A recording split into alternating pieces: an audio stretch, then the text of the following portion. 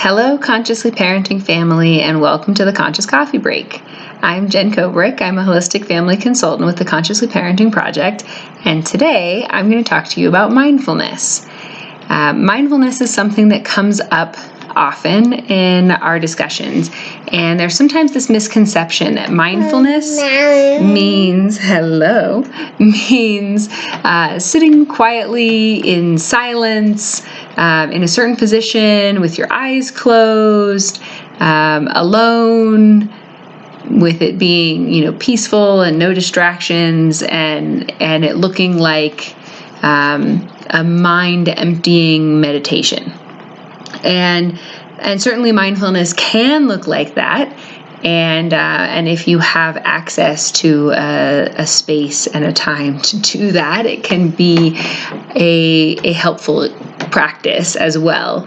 But mindfulness is not really the same as meditation. Mindfulness is something that can be done anywhere, anytime, under any circumstances, with anyone else present, and does not have to look a certain way. So I'm going to talk a little bit about what mindfulness is, and then a couple of relatively simple practices. And I'm also going to talk about why it matters, why mindfulness is useful to us as parents, and not just on a quest for enlightenment or something like that, but truly useful in our day-to-day interactions as parents. So what mindfulness is being aware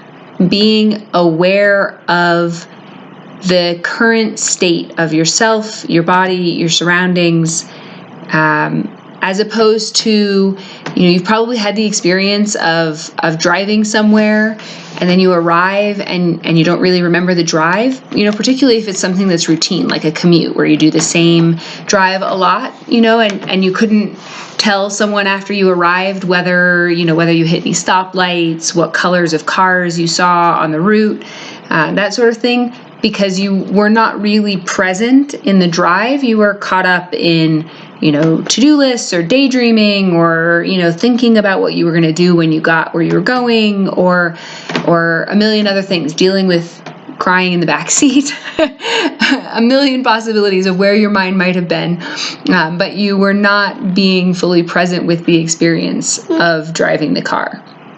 Right? So mindfulness of driving the car would be bringing your attention to maybe the sound of the engine, the feeling of your body in the seat, the feeling of the steering wheel in your hands, the sights that you're seeing. What does the weather look like? What color of cars are you passing? Are there pedestrians on the street? That sort of thing. So being fully aware of the present moment and what's happening in the present moment. And in particular, we use mindfulness frequently to talk about awareness of our own bodies and minds. But as with that example, it doesn't necessarily have to be. The focus of your attention can be something outside of yourself as well. So that's what mindfulness is. And that sounds really vague and really broad, because it is. And that's why I say that it does not need to look like sitting in lotus position with an empty mind and your eyes closed. Because while that is one way to have all of your attention focused on what is happening inside your body, it is far from the only way to have that kind of mindful awareness. So the reason this matters to us as parents, there's a whole host of reasons that this matters.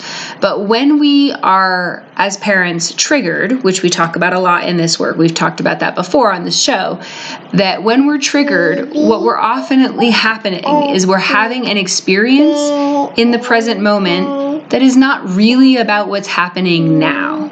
So what's happening now might be like irritating, annoying, frustrating, something like that, but our reaction is like over the top, like we're exploding about a cup of water being spilled on the floor, something like that, something that's totally out of proportion to what's actually happening in this moment.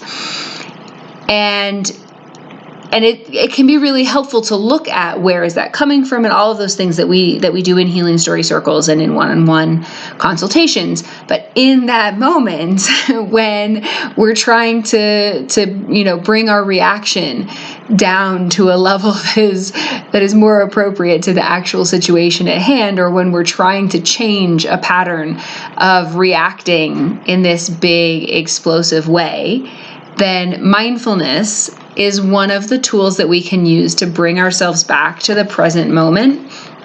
And once we've brought our bodies and our minds back, then we're much more able to see the current situation for what it is, and respond in a way that is appropriate to the level of issue that we're dealing with now in present time.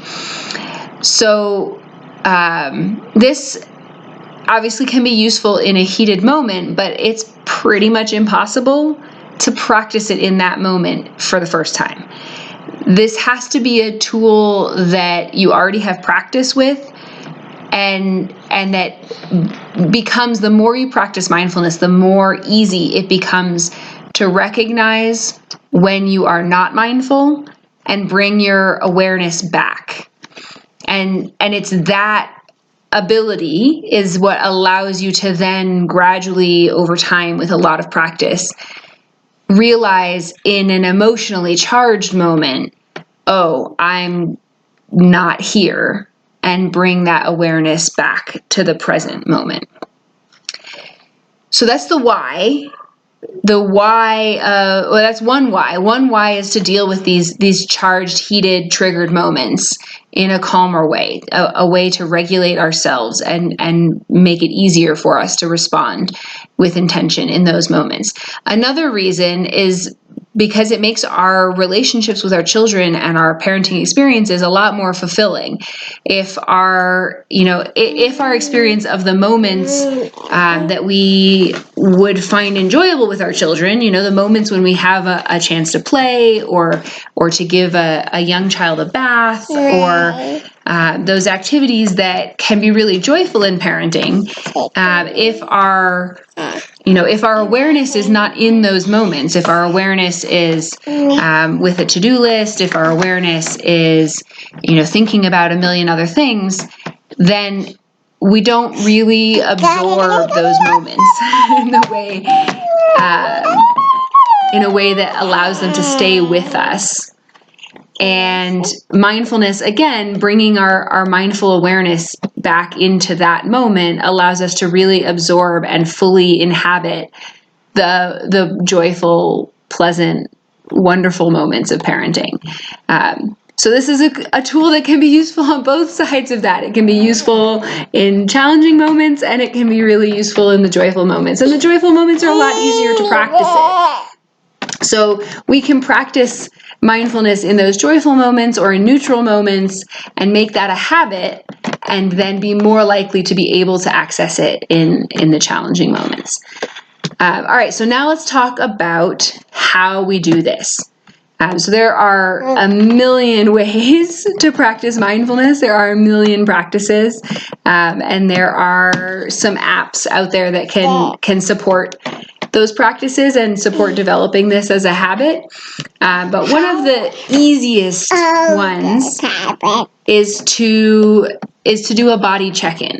So we do this at the beginning of healing story circles. So if you've ever joined one of our community healing story circles, you will have been walked through this practice. But it's a great practice to do anytime. It can be done in any position with any amount of kid interference, no matter what is going on.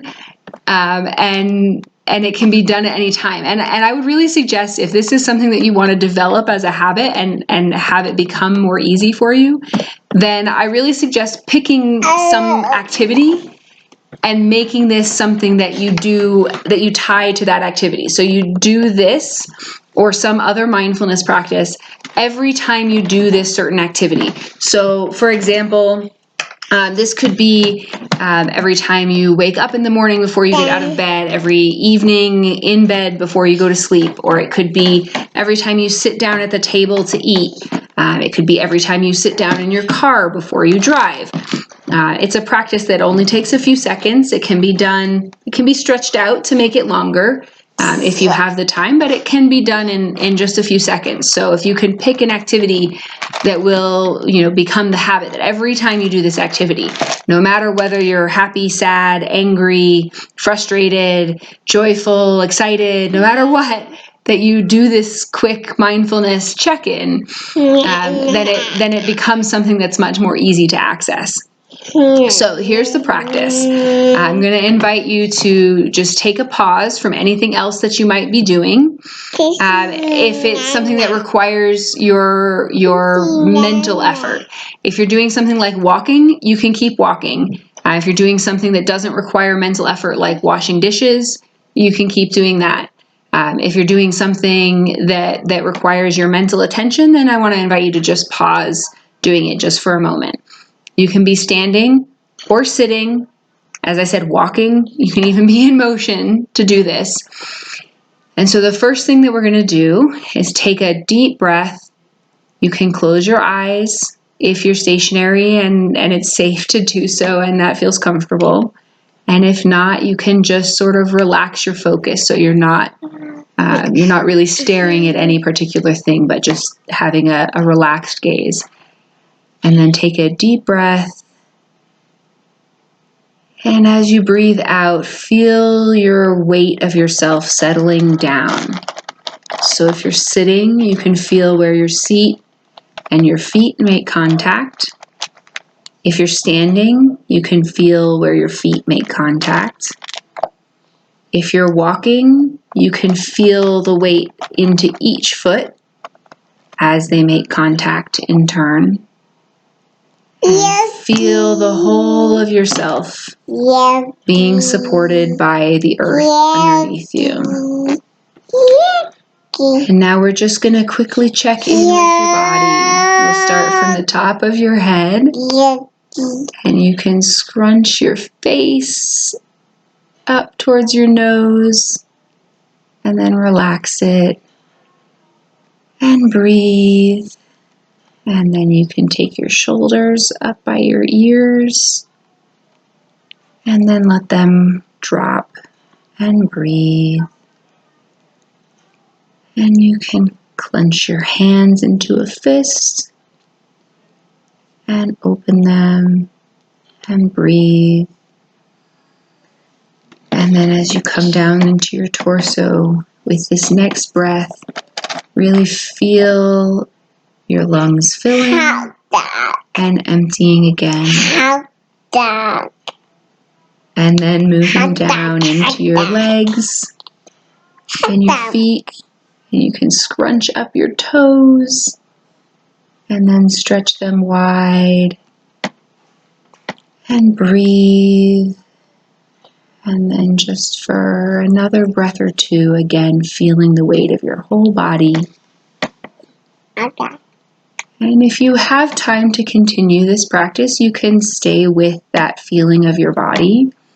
You can start to notice if there's any prominent sensations in your body, anything that feels particularly good or that's not feeling so great.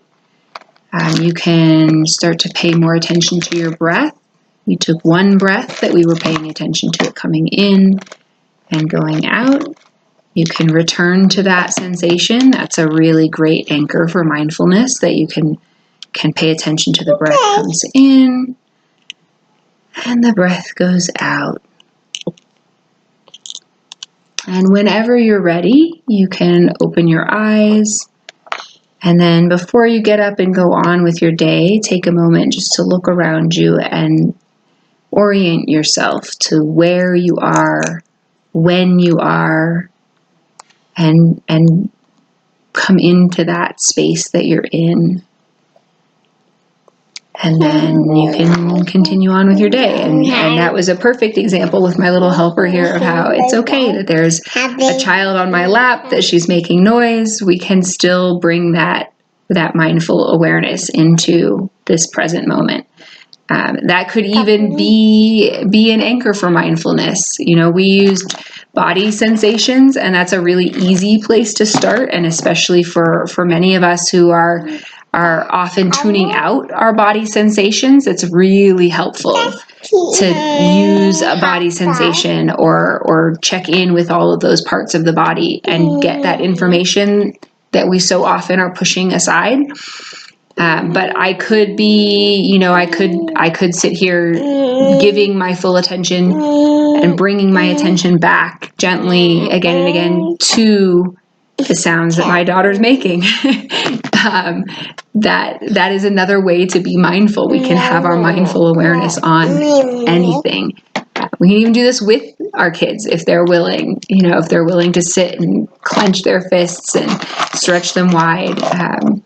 There's really no rules about how this practice is done. So I hope that was helpful, and I hope that was a moment of calm. And you can let us know in the comments if you have questions about this. If you try it and it's hard to do, or you're having trouble figuring out how to make it work for your unique situation in life, then please let us know so we can help with that. If you try this and you find it helpful, then let us know that too. If you find some particular mindfulness activity that works really well for you and it might be helpful to someone else, then let us know that as well. And as always, have a wonderful week, and I will see you next week on the next Conscious Coffee Break.